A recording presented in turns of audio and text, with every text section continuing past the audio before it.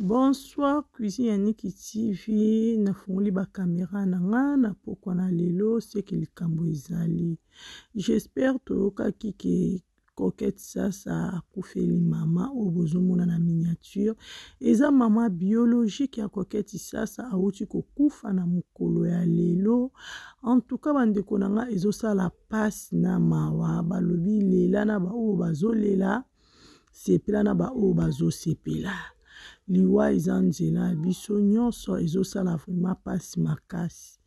J'espère bomoni coquette sasa ye wana na miniature. Bomoni lisusu beauté image. Coquette sasa banda bota. Beauté image nana zonga na kinte akende kotala mwana obi akende kuta mwasi na ende bamisana komona na beauté image ayaka lisusu te. Bino moko boyebi poto eza na ba réalité nango.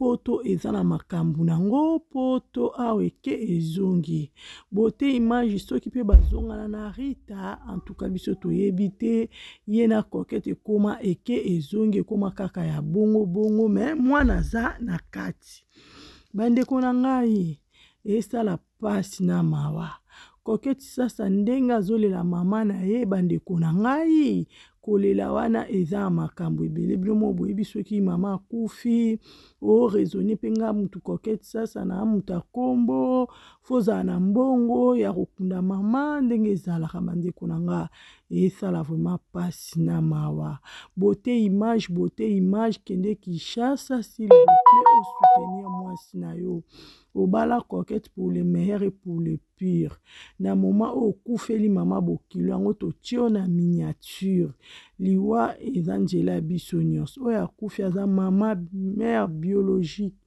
ya coquette sasa bandeko na nga esala pasi na mawa so botali coquette ndenge azolela bandeko na nga bino mo boyebi mwasa uti kobota malgré bebe aza na mokie bandeko na nga esala pasi ote kokufela papa na ye inane encore aye kokufela susu mama en tout cas esali pasi makasi ga cuisine Yannick TV na memelaka bino ba information boyebaka ndenge ni makambo yango ezokende bandeko na ngai beauté image akokende Kinshasa ou bien beauté image akokende te beauté image akotinda mbongo bakunda bokilo bien beauté image akokende